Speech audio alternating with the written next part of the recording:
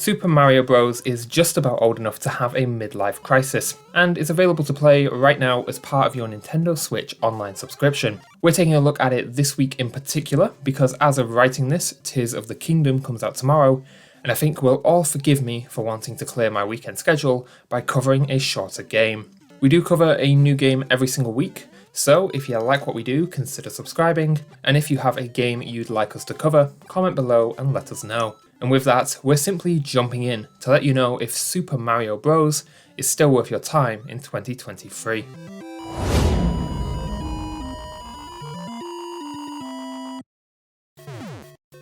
Yeah, it still holds up. Super Mario Bros. Has aged phenomenally. Now, that's not to say it's perfect, I do have some issues, but fundamentally, this is still very fun and decently challenging. It is very easy to tell that this game is the foundation for the rest of the series, but it's a damn good foundation.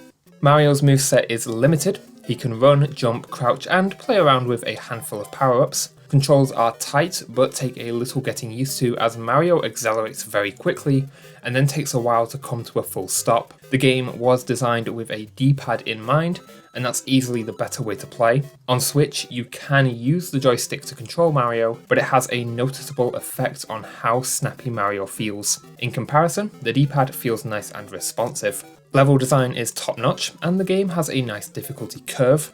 This was the NES era, where save states didn't exist, and games were designed to be able to be completed in one sitting. Some games definitely got evil with difficulty, but I think Super Mario Bros. Hits a nice level of challenge, without feeling unfair. The only level that truly gave me trouble was 8-3, which throws about half a dozen Hammer Bros at you, and it sucks. If you do run out of lives, then you get sent all the way back to the start of the game. However, on the Nintendo Switch emulator, you can create suspend points, which act as save points, so you can tailor the experience a bit more to your liking. There are 8 worlds, and each one is broken up into 4 levels. As I said earlier, most of these levels are very well designed, especially given their age. Even the water levels are pretty good. Each level seems to have a pair, so you get a nice easy introduction to a certain set of mechanics in the first half of the game, and then get a cranked up, harder version of a similar set of mechanics later in the game.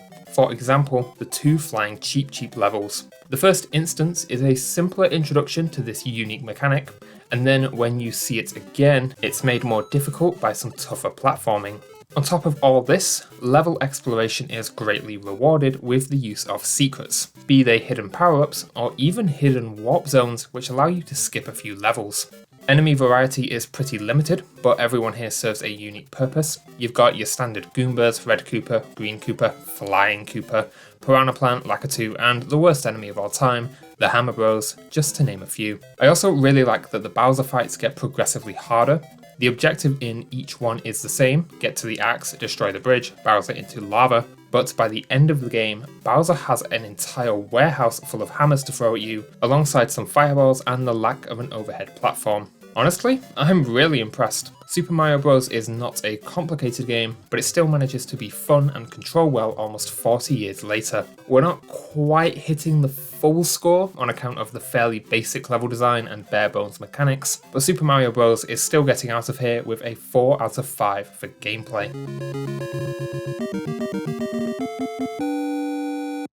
Super Mario Bros. Is the perfect example of a game that has fantastic gameplay-led art direction. The game still looks good, but is extremely basic. However, that basicness serves the gameplay perfectly. Hazards and level elements are always clear and distinct, and it makes for a play space where the player can get almost all of the information they need at a glance. My one big gripe in regards to the art direction is that the levels all look very similar. Outside of a few colour palette swaps, each level type looks the same, and it means that the whole game blurs into one. World theming is very minor, and unique environment elements are a rarity. The same critique also applies to the music. The OST is very good, but very repetitive. There's only one theme for the overworld, underground, underwater, and castle, and even by the end of the very short runtime, they were wearing a little thin.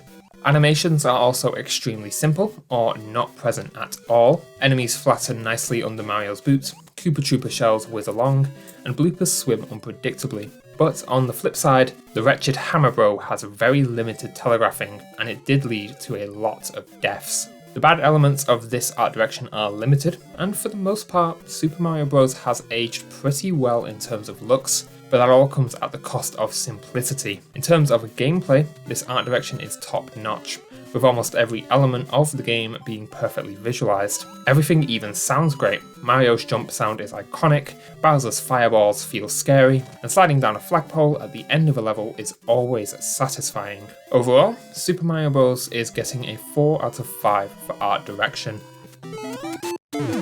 In most Mario games, you get a little bit of in-game context to kick you off, but in Super Mario Bros. This is missing.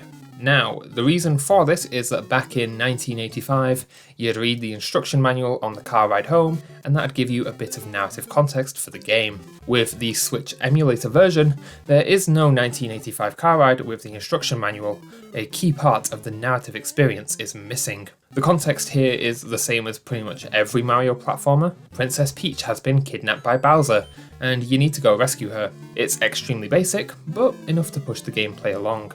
I do like the slight environmental storytelling, in that at the end of each third level, you enter a larger castle, which leads directly into the castle level. It's a nice extra touch to give the world some consistency. It's not much, but it's something. Super Mario Bros. Narrative element gives the game world some context and motivation to the player, but it's about as bare bones as a story can get. We're giving it a 2 out of 5. As with Mario 3, Super Mario Bros. Functions way worse than it should on Switch. I don't think this emulator is very good. I had a lot of issues that, whilst not game-breaking, really shouldn't exist on the Switch. Enemies flickered in and out of existence, hitboxes are super wonky, and I had so much stutter. The whole package felt really rough on the Switch. Content-wise, you're getting a decent package, 8 worlds broken up into 32 levels, there's even an extra hard mode once you beat the game. The base game has no settings nor save slots. You must take Super Mario Bros. Exactly as it comes. This isn't the end of the world, as the controls are tight enough to not require further tweaking, and the game at a base level is very accessible.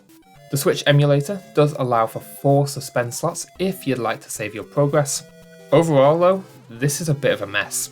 Super Mario Bros. Is pretty rough on the Switch from a technical standpoint, despite a solid content offering, and gets a 2 out of 5 for specs.